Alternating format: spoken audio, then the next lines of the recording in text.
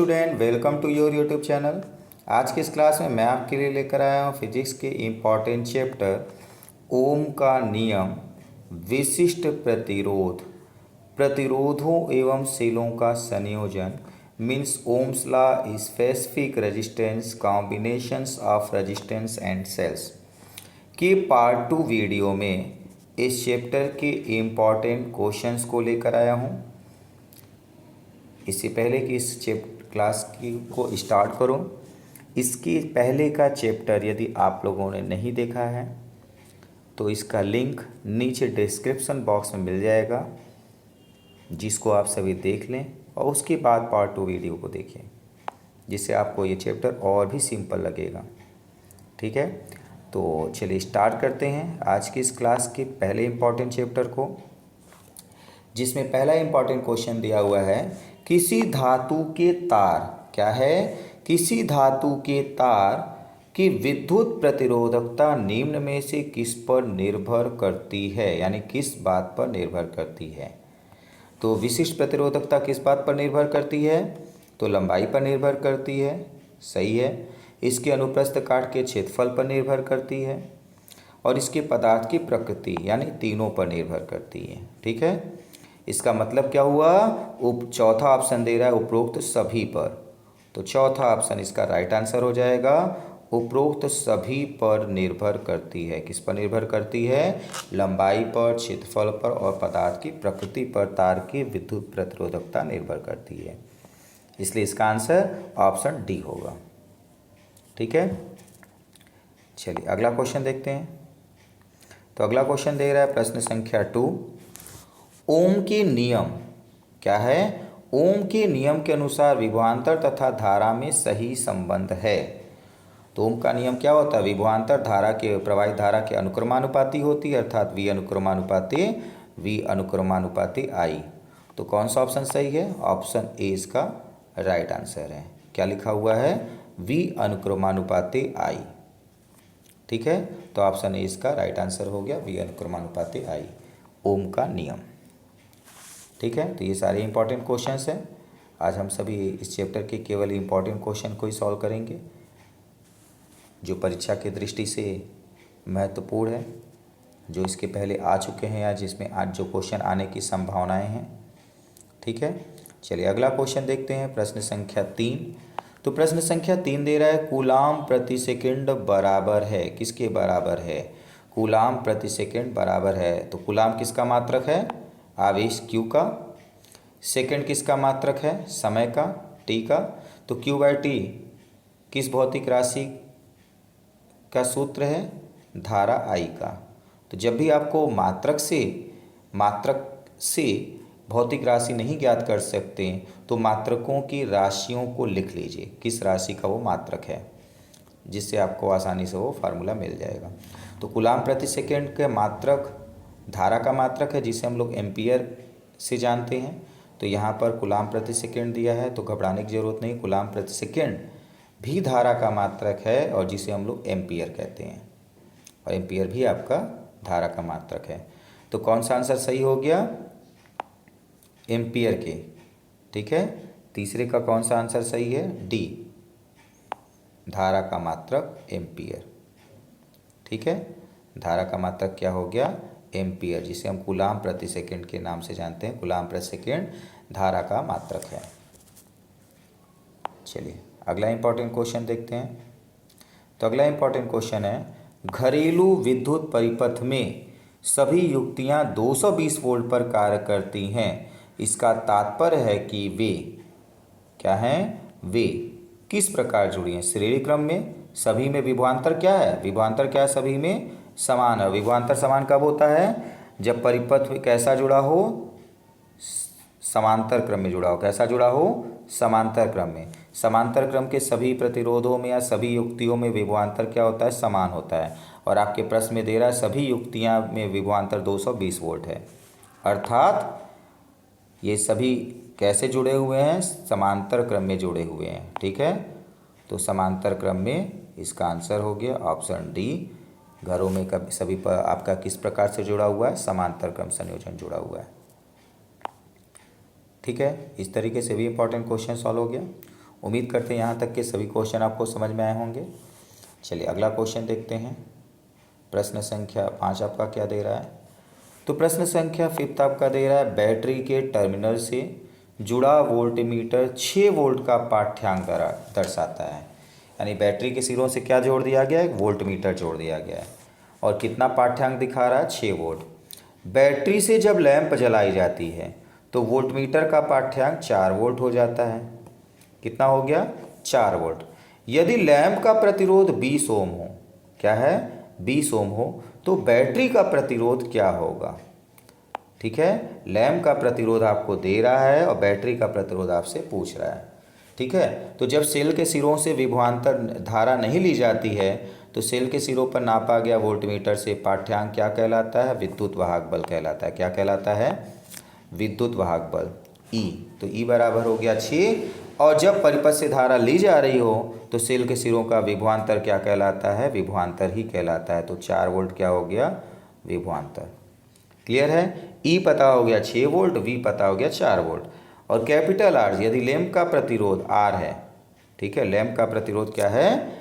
R दिया हुआ है, यानी ये बाह्य प्रतिरोध हो गया। ठीक है, तो बैटरी का प्रतिरोध क्या होगा? यानी आंतरिक प्रतिरोध आपसे पूछ रहा है। तो आंतरिक प्रतिरोध के लिए फार्मूला क्या है? आपने पढ़ा है।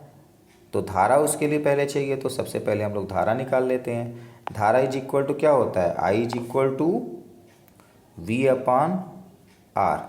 ठीक है, I निकालना है। V का मान कितना दिया है? 4 वोल्ट। और बाह्य प्रतिरोध कितना है? 20। ठीक है, तो 4/20 बराबर कितना हो जाएगा? 0.2 एम्पियर। धारा कितनी प्रवाहित हो रही है बाह्य परिपथ में? 2 एम्पियर की। ठीक है, तो स्मॉल r बराबर फार्मूला क्या होता है? स्मॉल r बराबर होता है कैपिटल E माइनस V/I। ठीक है, कैपिटल E माइनस V/I यानी विद्युत वाहक बल। तो विद्युत वाहक बल 6 वोल्ट दिया है, माइनस विभवांतर 4 वोल्ट, और धारा भी हम लोगों ने निकाला है, कितना है? 0.2। ठीक है, 0.2। तो अब हम लोग इसको 6 में से 4 घटाएंगे तो क्या जाएगा? 6 में से 4 घटेगा 2 बटे में 0.2, तो दशमलव हटाएंगे 20/2 हो जाएगा, जिसको 2 से भाग देने पर क्या आएगा? 10 ओम प्रतिरोध है, इसलिए क्या हो जाएगा? 10 ओम। ठीक है, तो क्या इसका आंसर आ गया? कौन सा आंसर सही है? तो आप देखेंगे इसका आंसर कौन सा सही है? 10 ओम, ऑप्शन सी। ठीक है, ऑप्शन सी इसका राइट आंसर आ गया, 10 ओम। तो ऑप्शन सी इसका राइट आंसर हो गया 10 ओम।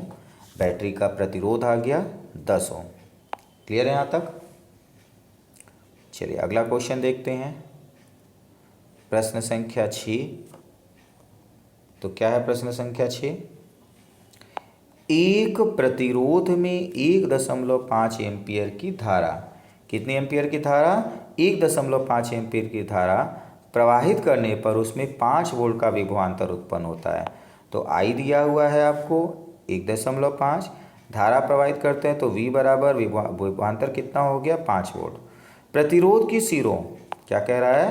प्रतिरोध की सिरों पर 2 वोल्ट का विभवांतर उत्पन्न करने के लिए धारा प्रवाहित करनी होगी। कह रहा है प्रतिरोध के सिरों पर 2 वोल्ट का विभवांतर उत्पन्न करना हो तो कितनी धारा प्रवाहित करनी होगी बताना है। ठीक है, तो V इज इक्वल टू क्या होता है?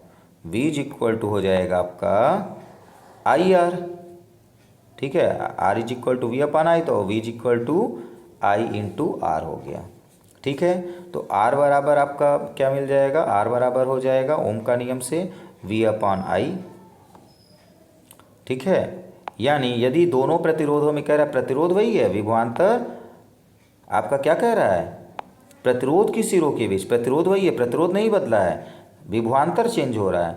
तो धारा और I में संबंध क्या हो गया? V1/I1, V1/I1 is equal to V2/I2। ठीक है, प्रतिरोध नहीं बदल रहा है, आपको ध्यान देना है। ठीक है, तो V1 कितना दिया हुआ है? पहली स्थिति में V विभवांतर कितना है? 5 वोल्ट, और द्वितीय स्थिति में विभवांतर 2 वोल्ट, और पहली स्थिति में धारा 1.5। तो क्या हो जाएगा? सबसे पहले पहला विभवांतर 5 वोल्ट और उसके अपान में धारा लिखेंगे 1.5। दूसरी स्थिति में विभवांतर 2 वोल्ट है और धारा का मान नहीं मालूम है, तो I लिखते हैं। तो I बराबर क्या हो जाएगा, 13 गुणा 2 गुणे में 1.5 बटे में 5। ठीक है, तो दशमलव हटा के 5 से हम लोग भाग दे देंगे, तो 2 गुणे में आप 5 से कट जाएगा 0.3 बार में, दशमलव भी नहीं हटाने की ज़रूरत है। तो 0.3 गुणे 2 बराबर क्या जाएगा, 0.6। कितना आ गया, 0.6 एम्पियर। तो कितना मान आ गया धारा का, 0.6 एम्पियर आ गया। ठीक है, तो कौन सा आंसर सही है, ऑप्शन बी 0.6 एम्पियर है। ऑप्शन बी इसका राइट आंसर हो गया। ठीक है, ऑप्शन बी इसके लिए राइट आंसर हो गया, 0.6 एम्पियर। चलिए अगला क्वेश्चन देखते हैं। प्रश्न संख्या 7 क्या दे रहा है। तो प्रश्न संख्या 7 दे रहा है, किसी धातु का विशिष्ट प्रतिरोध 44 गुणे 10 की घाते ऋण 8 है। विशिष्ट प्रतिरोध कितना है, 44 गुणे 10 की घाते ऋण 8 है, ओम मीटर है। इस धातु के 1 मीटर लंबे और 1 मिमी व्यास वाले तार का प्रतिरोध क्या होगा। तार का प्रतिरोध पूछ रहा है, प्रतिरोध क्या होगा। लंबाई कितनी दी है, 1 मीटर और व्यास दिया हुआ है 1 मिलीमीटर। इस क्वेश्चन को सॉल्व करने के लिए आर प्रतिरोध और विशिष्ट प्रतिरोध में एक फार्मूला है, वो क्या है, आर प्रतिरोध बराबर विशिष्ट प्रतिरोध rho into L upon A। ठीक है, जिसमें रो का मान दिया हुआ है, तो ठीक है रो का मान दिया हुआ है, L के स्थान पर L का मान तो दिया ही है, लेकिन क्षेत्रफल नहीं दिया, तो क्षेत्रफल का सूत्र होता है पाई R स्क्वायर। अब हम इसमें मान रखेंगे और सरल करेंगे। तो रो का मान आपको दिया हुआ है 44 गुणे 10 की घाते ऋण 8, तो 44 गुणे 10 की घाते ऋण 8 गुणे में यल लंबाई है, तो लंबाई आपका 1 मीटर दिया हुआ 1 बटे में क्षेत्रफल पाई का मान हो गया 22 और अंश में आपका चला गया 7, 22/7 होता है, इंटू आर का मान 1/2 मिलीमीटर में आएगा। व्यास आपका दिया हुआ 1 मिलीमीटर, तो त्रिज्या आएगा 1/2 मिलीमीटर, तो 1 आपका यहाँ पर आ जाएगा और 1/2 का वर्ग 4 आपका कहाँ चला जाएगा, अंश में, और गुणे मिलीमीटर में तो 10 की घाते -3, तो -3 का वर्ग क्या हो जाएगा, -6। ठीक है, -6। अब इसको सरल करें तो 22 दूना क्या हो जाएगा आपका, 22 दूना 44। अब बचा 7 गुणे 4 गुणे 2, कितना बचा, 2 गुणे 7 गुणे 4, तो 7 चौक 28 दूना 56 और 10 की घाते -8, -6 ऊपर गया +6, तो बचा 56। क्या बचा, 56 गुणे 10 की घाते -2, जिसे हम लोग क्या लिख सकते हैं, 0.56। 0.56 प्रतिरोध है, तो प्रतिरोध का मात्रक ओम, तो कितना आ गया, 0.56 ओम इसका आंसर आ गया। ठीक है, तो कौन सा आंसर सही है, ऑप्शन बी इसका राइट आंसर आ गया, 0.56 ओम। क्लियर है यहाँ तक। उम्मीद करते हैं ये क्वेश्चन भी आपको समझ में आया होगा। यहाँ तक कि क्वेश्चन आपके ये सारे आपके अभी तक आपने जो पढ़े सब इम्पॉर्टेंट क्वेश्चंस हैं, ये इसके पहले के एग्ज़ाम्स में आ चुके हैं। चलिए अगला क्वेश्चन देखते हैं। तो अगला क्वेश्चन आपका दे रहा है प्रश्न संख्या 8। क्या है प्रश्न संख्या 8, यदि दो प्रतिरोधक R1 तथा R2 श्रेणी क्रम में जुड़े हैं। कैसे जुड़े हुए हैं, श्रेणी क्रम में, तो उनके तुल्यांकी प्रतिरोध R का मान होगा। तुल्यांकी प्रतिरोध R का मान क्या होगा, ये आपको बताना है। ठीक है, तो तुल्यांकी प्रतिरोध R आपका हो जाएगा कितना, श्रेणी क्रम में जुड़े हैं, श्रेणी क्रम का सूत्र क्या होता है, R1 + R2, और तुल्य प्रतिरोध पूछ रहा है, यानी तुल्य प्रतिरोध R1 + R2 ही आएगा। ठीक है, तो कौन सा आंसर सही होगा, ऑप्शन सी इसका राइट आंसर होगा। ठीक है, दो प्रतिरोध हों और उनको यदि श्रेणी क्रम में जोड़ा जाए तो R1 + R2 बराबर आएगा R, जो कि आपसे पूछा है तुल्य प्रतिरोध, तो आंसर क्या हो जाएगा, ऑप्शन सी। ऑप्शन सी इसका राइट आंसर हो गया। तो एक फार्मूला है, बहुत ही सिंपल है। अगर आपने कोई चैप्टर केवल पढ़ा हुआ है ध्यान से तो इतने सिंपल क्वेश्चन तो आसानी से लग जाएंगे। चलिए अगला क्वेश्चन देखते हैं, प्रश्न संख्या 9। क्या दे रहा है प्रश्न संख्या 9? कह रहा है 2 तारों में समान परिमाण की धारा प्रवाहित होती है। कैसी धारा प्रवाहित हो रही है? समान परिमाण की धारा प्रवाहित हो रही है।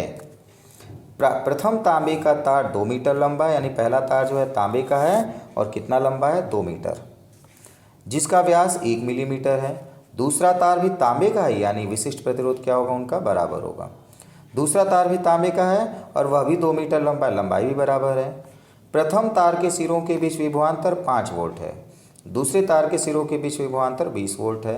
तो दूसरे तार का व्यास क्या होगा ये बताना है। ठीक है, तो इस क्वेश्चन को सॉल्व करने के लिए सबसे पहले प्रतिरोध R, विशिष्ट प्रतिरोध रो और तार की लंबाई L और क्षेत्रफल A में संबंध क्या होता है? R इज इक्वल टू होता है रो L अपॉन A। ठीक है, तो अगर 2 तार होंगे तो R1 रो1 L1 अपॉन A1 होगा। इसी तरीके से R2 रो2 L2 अपॉन A2 होगा। तो R1 upon R2 is equal to क्या हो जाएगा? रो, दोनों एक ही पदार्थ है, तांबा है तो रो कैंसिल हो जाएगा। चलिए लिख लेते हैं, रो 1 L1 upon A1 multiply reciprocal हो जाएगा तो A2 आ जाएगा, A2 अपॉन रो2 इंटू L2। ठीक है, अब देखना क्या है यहाँ पर, रो1 और रो2 आपका एक ही पदार्थ है, कैंसिल हो जाएगा। लंबाइयाँ भी आपका बराबर दिया हुआ है 2 मीटर। कितना दिया हुआ है? 2 मीटर। दोनों तार की लंबाई 2 मीटर है, L1 L2 भी बराबर है। तो क्या मिल गया आपको? R1 अपॉन R2 मिल गया, A2 अपॉन A1। ठीक है, लेकिन A2 अपॉन A1 मिल तो गया है, लेकिन क्षेत्रफल भी नहीं दिया है, तो इसको हम क्या करेंगे? पाई R2 स्क्वायर में बदल लेंगे और ये आपका हो जाएगा पाई R1 स्क्वायर। ठीक है, पाई R1 स्क्वायर, पाई पाई भी कैंसिल, तो बचा क्या? R2 square upon R1 square, R2 square upon R1 का स्क्वायर। ये आपका आ गया R1 R2, कैपिटल R1 यानी ओम और स्मॉल R2 यानी कि R1 त्रिज्या।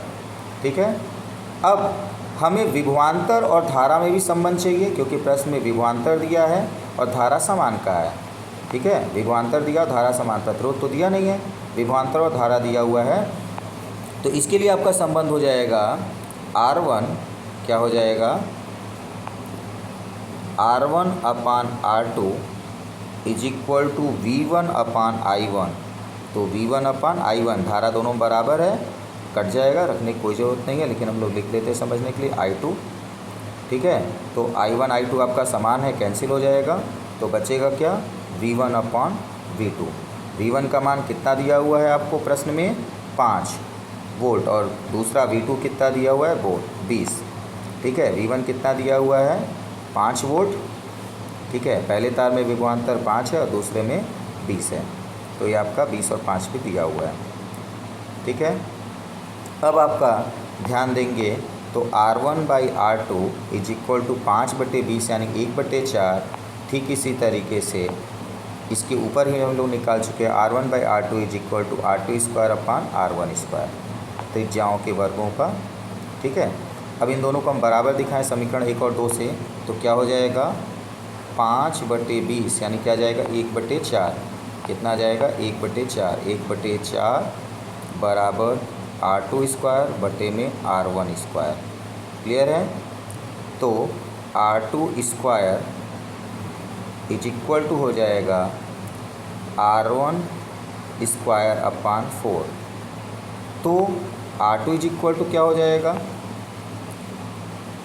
R2 इज इक्वल टू वर्गमूल निकाल लेंगे, तो R2 is equal to R1 upon 2 आ जाएगा। और R1 का मान क्या दिया हुआ है प्रश्न में? तो R1 तो दिया नहीं है प्रश्न में, प्रश्न में दिया है आपको व्यास, और व्यास कितना दिया हुआ है? 1 मिलीमीटर। कितना दिया हुआ है? 1 मिलीमीटर। ठीक है, 1 मिलीमीटर दिया हुआ है। तो इस 1 मिलीमीटर व्यास को हम लोग त्रिज्या के रूप में लिखेंगे, तो क्या हो जाएगा? 1/2। ठीक है, त्रिज्या के रूप में लिखेंगे, लेकिन हम लोग को प्रश्न में निकालना क्या? व्यास, तो 2 से गुणा कर देते हैं दोनों पक्षों में, तो व्यास बराबर क्या हो जाएगा इससे? D2 इज इक्वल टू हो जाएगा 2 इंटू R1, ठीक है। और R1 का मान पहले से ही निकला हुआ है, क्या R2 का मान क्या निकला हुआ है, R2 आएगा यहाँ पर, तो R2 का मान क्या निकला हुआ है R1/2, तो 2 से 2 कैंसिल हो जाएगा, R1 के बराबर आएगा, ठीक है। और R1 का मान क्या आया आपका, व्यास आपका 1 मिलीमीटर है, तो त्रिज्या क्या आएगी आधी, 0.5 मिलीमीटर, ठीक है। क्या संबंध मिल गया, 0.5 मिलीमीटर, क्या आंसर आ गया इसका, 0.5 मिलीमीटर आ गया। क्लियर है, तो ऑप्शन ए इसका राइट आंसर हो गया। प्रश्न संख्या 9 का ऑप्शन ए है राइट आंसर, 0.5 मिलीमीटर। तो चलिए देखते हैं अगला क्वेश्चन, प्रश्न संख्या 10 क्या दे रहा है। तो प्रश्न संख्या 10 दे रहा है 6 ओम तथा 9 ओम, 6 ओम तथा 9 ओम के प्रतिरोध, ठीक है। दो चालकों को समांतर क्रम में रखा गया है। पहला प्रतिरोध 6 ओम का है और दूसरा प्रतिरोध 9 ओम का है, और इनको कैसे रखा गया है, चालकों को समांतर क्रम में रखा गया है। इस प्रकार के 3 समुच्चयों को श्रेणी क्रम में रखा गया है। कैसा रखा गया, इस प्रकार के 3 समुच्चयों को श्रेणी क्रम में रखा गया है, ठीक है। समस्त संयोजन का प्रतिरोध होगा, समस्त संयोजन का प्रतिरोध क्या होगा। तो सबसे पहले समांतर क्रम में 6 ओम और 9 ओम के प्रतिरोध हैं, इनके लिए हम बात करते हैं। तो इनका तुल्य प्रतिरोध कितना हो जाएगा, तो पहले समुच्चय का प्रतिरोध हो जाएगा 1/R बराबर 1/R1 प्लस 1/R2, सूत्र होता है समांतर क्रम के लिए। तो 1/R1 का मान हो गया आपको 6 और R2 का मान हो गया 9। R1 का मान कितना है 6 और R2 का मान कितना है 9। 6 9 का एलसीएम लेंगे, ठीक है। तो एलसीएम आएगा 18, 6 3 18, 9 दूनी 18, तो 3 और 2 आया, 3 2 5/18, कितना आ गया 5/18। 1/R बराबर आया है, ठीक है। 1/R आया है, समांतर क्रम के लिए हम R इसका नाम दे देते हैं, R आया है, ठीक है। तो R बराबर क्या आएगा, यानी समांतर क्रम संयोजन का तुल्य प्रतिरोध R बराबर 18/5, ठीक है। 18/5 है, तो इसको हल करेंगे तो कितना आ जाएगा 3.6, 5 3 15, बचा 3, 6 बार जाएगा 30 हो जाएगा 3.6 ओम। ये है आपका R समांतर क्रम संयोजन। लेकिन ऐसे 3 प्रतिरोधों को श्रेणी क्रम में जोड़ा गया है, ऐसे 3 समुच्चयों को क्या कह रहा है, श्रेणी क्रम में रखा गया है। तो श्रेणी क्रम संयोजन का सूत्र क्या होता है, तुल्य प्रतिरोध R बराबर R मतलब R1 प्लस R2, तो 3 बार है तो तीनों जुड़ जाएंगे आपके, तीनों बार यही आपका जुड़ेगा, ठीक है। यानी हम शॉर्ट में इसको लिख सकते हैं 3R, क्या हो जाएगा 3R, तो 3 की जगह 3 और गुणे में 3.6 ओम, गुणा हो जाएगा 6 3 18 के 8, 6 3 3 3 9, 1 10, एक अंक पर 10.8 ओम इसका आंसर आ गया। कितना आ गया 10.8 ओम। तो कितना आंसर आ गया, समुच्चयों का श्रेणी क्रम में समस्त संयोजन का प्रतिरोध 10.8 ओम। कितना आया 10.8 ओम। ऑप्शन ए इसका राइट आंसर हो गया 10.8 ओम। उम्मीद करते हैं यहाँ तक के सभी क्वेश्चन आपको समझ में आए होंगे। यदि किसी क्वेश्चन में कोई दिक्कत हो तो कमेंट बॉक्स में ज़रूर बताइएगा।